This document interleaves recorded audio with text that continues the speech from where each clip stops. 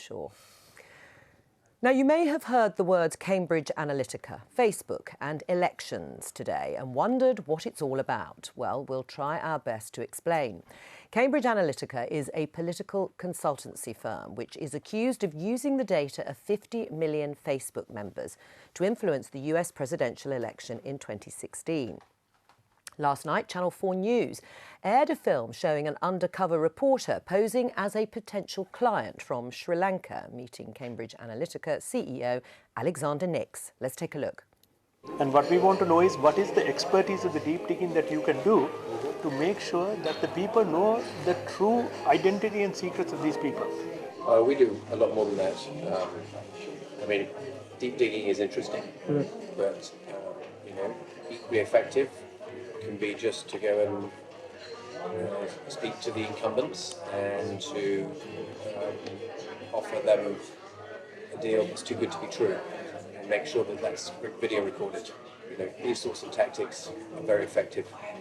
Instantly having video evidence of corruption, putting it on the internet, these sorts of things. Well, that was Channel 4's film last night. Labour's Shadow Digital Minister Liam Byrne is here, and we've also been joined by the BBC's technology reporter Zoe Kleinman. Zoe, can you just bring us up to date with the story? We've seen an excerpt there about some of the practices of Cambridge Analytica, which they say were exaggerated, it was hyperbole. But what exactly has been going on with this company? They deny all wrongdoings. We absolutely have to start by saying that. What they've been accused of is twofold. Number one is getting hold of an enormous amount of Facebook data, the personal data of 50 million users, and then using that data to target messages supporting Donald Trump in the run-up to the presidential election. Number two is they have been filmed saying that they are able to influence political elections by discrediting rivals, by doing things like setting up stings where they might be caught, in an apparent bribery situation. Which is against the law, of course. Which is, of course, against the law. Sending girls to politicians' houses, that sort of thing. Now, they say this has been taken out of context. They were playing along with the undercover reporters because they thought that they might be clients and that they didn't mean any of it, of course. But it has opened up enormous questions about what all of these companies are doing and how much influence they have. Right, Liam Byrne, let's stick with the first point that Zoe makes, which is harvesting data, if you like. Harvesting data, which surely all political parties do when they hire consultants and they have election campaigns. They go quite aggressively after voters, particularly floating voters. Is this any different?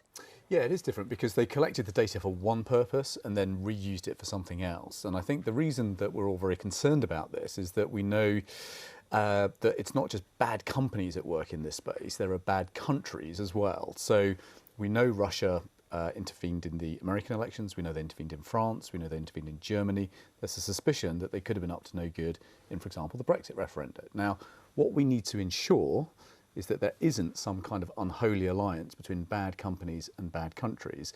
So we need to get to the bottom of this. And what we learned over the last couple of days is the Information Commissioner doesn't really have the power to get digital search warrants at the speed that she needs them in order to get the evidence they need. Now, we were promised some more laws on this last night. Actually, we've just heard this morning, about half an hour ago in the House of Commons, the Minister slightly backtracking from this and saying, oh, no, we didn't guarantee to equip the Information Commissioner with new laws in this data protection bill. We'll come back to you. Right, so they're not. You don't think they're going to do that then? Give them new powers. I thought last night that they were, and now I'm sort of pretty alarmed they won't. Right. I mean, can you explain how they got this Facebook data in the first place? Yeah, and this is the slightly murky thing. So at the time when this happened, it was quite common practice. So a man who's a Cambridge academic called Alexander Kogan made a personality quiz that people could take on Facebook. And Facebook has a set of instructions, if you like, which is known as an API, which it gives to all developers so that their stuff will work on the Facebook platform. And at the time, it was set up as a default so that if anybody used an app, not only all of their data, but all of the data of their friends would also be collectible by the developer. This was common practice, OK? So what happened was this app was launched, the game, it was Guess Your Personality Type, fun game. And it was played by about 270,000 people, the allegation goes. But in the playing of that and their friend networks and everything else, it possibly reached up to 50 million users in terms of the data the app was able to harvest. Then what happened was the developer sold that data to Cambridge Analytica. So not only do we have a situation where Facebook's data should not have been sold on, but also a situation where it's not transparent. You know, it's worth saying Obama also has an app which he used to try and get himself re-elected during his last term as president, also used the same thing. But the app was, let's re-elect Obama. It was very obvious what you were doing, you know, playing a personality quiz. It's not obvious that you might be supporting Donald Trump. Right. I mean, where should the boundaries be, though, Liam Byrne? Because we all know when we complete quizzes or we go shopping on the internet, there's a little box at the bottom that says, are you happy for this company to share your information? And you hope that in good faith, if you do not tick that box, your information won't be shared.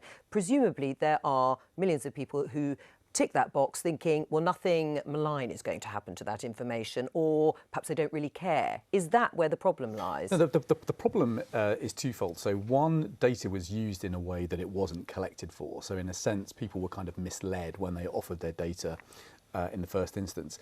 The second real concern, though, is that Facebook say that they received assurances that the data was destroyed, and now it turns out that perhaps it wasn't. So there's a real question about who provides the oversight and who provides the guarantees that data is actually being used for the correct manner. And frankly, even the Secretary of State now describes this as a Wild West where there aren't any rules. And, you know, that's why we're saying, well, look, isn't it time to give the sheriff a bit more power to actually bring some order to this case? Right, and we asked Cambridge Analytica for an interview, but no one was available. One of the slightly shadowy things that has developed is when the DCMS, the Department of Culture, Media and Sport Committee Chair Damien Collins, tweeted that Facebook have confirmed that auditors and legal counsel acting on behalf of the company were in the offices of Cambridge Analytica last night until they were told to stand down by the Information Commissioner. What do you make of that? I mean, it's very unusual and strange that the two hadn't been in touch, but I think it's good that Facebook is deferring to the UK authorities here. It's happening on UK soil, and it should be the Information Commissioner's office's job, I would have thought. Right, what's going to happen now, though, Liam Byrne? You would like new legislation, you would like more powers for the Information Commissioner, Elizabeth Denham. Would that do it? There's three things that need to change. So the Information Commissioner needs more power. Second, we're proposing an amendment called the Honest Ads Act, which basically would mean that the Electoral Commissioner's got the power to find out who is paying for what ads for what purpose. At the moment, dark ads are perfectly possible. But, you know, the big change is that we need to bring the legislation for these social media firms up to date. At the moment, they're regulated by a law that was written in 2000 before they grew to the great size and scale that they are today. So we're also going to propose an amendment that sets a deadline for when the government needs to bring that legislation, frankly, into the 21st century. Would you back that sort of legislation? I mean, do you think there's been widespread interference in the way it's been articulated in elections over the last few years? It's very, very hard to say. I mean, what I would say is that the Digital Minister, Matt Hancock, has talked about these companies having a duty of care towards their users, and I would imagine a duty of care involves our data not being used for things we weren't told about initially, particularly when it comes to shaping our political opinions. I have to add that I think the best thing about this story is the fact that this Dr. Kagan at one point changed his name to Dr. Spectre, which is just surreal. And on that, we'll leave it. Thank you both very much.